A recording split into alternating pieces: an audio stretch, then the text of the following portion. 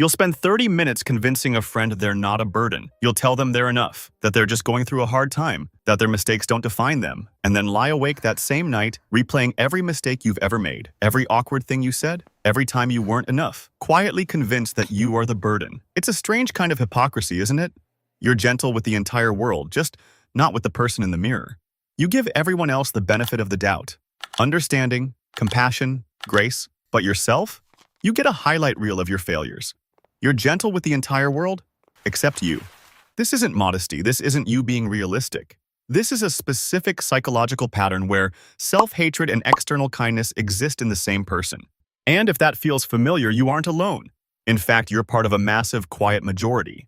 Research shows that nearly 86% of young adults are walking around right now deeply dissatisfied with who they are, their bodies, their progress, their very personalities. More than half of us feel like we haven't achieved enough, and a huge chunk of us quietly doubt our own intelligence. But here's what's actually happening. You have two completely different standards. One for everyone else, one for you. Someone else makes a mistake, you remind them they're human. You make a mistake, you run an internal prosecution. They deserve forgiveness. You deserve punishment. Psychologists call this the compassion gap. And the strangest part is, this judgment only appears when you know it's you. In a famous 2013 study, people actually rated their own voice recordings as more attractive than others, until they realized the voice was theirs. The moment they knew it was me, the rating crashed. We don't just judge ourselves harder, we reject ourselves by default. Where did that voice come from?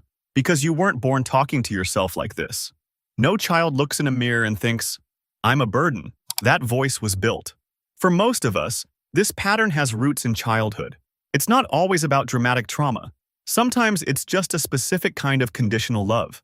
Maybe you grew up in a house where affection was tied to performance, good grades, good behavior, being helpful, or just being easy. You learned that love was something you earned through utility, not something you received for existing. Your brain built a survival equation. I am valuable when I make others happy. I am safe when I cost nothing emotionally. Psychologists call this contingent self-worth. Your value isn't a solid ground you stand on. It's a moving target you have to hit every single day. So you became kind, exceptionally kind, because kindness was currency. It was the only way you knew how to justify the space you occupied. But there's a biological reason this voice stays so loud. As humans, we evolved with a negativity bias. To our ancestors, ignoring a good opportunity was a mistake, but ignoring a threat, like social rejection, was a death sentence. This is why bad is so much stronger than good. It's why losing $1 feels worse than gaining one feels good. It's why you can have 10 people love you, but you'll spend all night thinking about the one person who doesn't.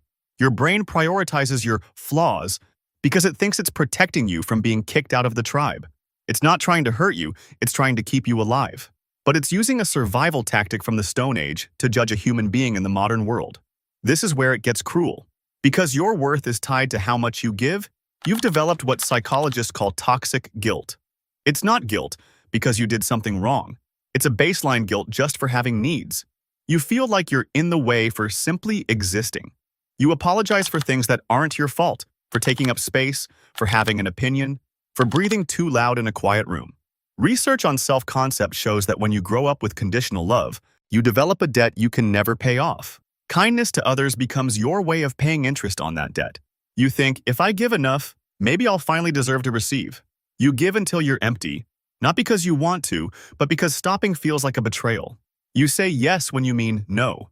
You carry everyone else's emotional weight. And when you finally collapse from exhaustion, you don't give yourself rest. You hate yourself for being weak. So even when you're doing well, you're still waiting for the other shoe to drop. You're running a race where the finish line keeps moving. This all leads to what we call the impossible equation. You're trying to earn something that was never meant to be conditional. Worthiness isn't a reward for good behavior, it's a baseline. But your brain doesn't believe that. This is why you struggle with praise deflection. When someone gives you a compliment, it feels like a glitch in the system. Your brain immediately tries to kill it. They're just being nice, or they don't really know me. Research from the University of California shows that people with low self-worth actually feel discomfort when praised because it creates cognitive dissonance. It contradicts the truth you've told yourself for years. So, how do you actually stop the war? You can't think your way out of a pattern this deep, but You can start treating yourself like one of the people you're actually kind to. First, use the self-compassion redirect. The next time you catch yourself in a harsh internal monologue, ask, "Would I say this to a friend?" If the answer is no, you don't get to say it to yourself either. Not because you're special, but because you are human, and humans deserve the baseline grace you give everyone else for free. Second, practice the compliment pause. When someone says something kind, sit with it for 3 seconds before you try to deflect it. Let it exist in the room. You don't have to believe it yet. You just have to stop armor-plating yourself against it. The kindness you give others isn't fake. It's real. It's beautiful, but it is incomplete as long as you are excluded from it. You weren't born to be a martyr for everyone else's comfort. You were born to be a person. You're not a burden. You're just someone who learned that love was a transaction. And today is the day you start unlearning it, one moment of self-kindness at a time. I'll be sharing more videos like this on psychology and self-understanding. Subscribe if this content resonates with you.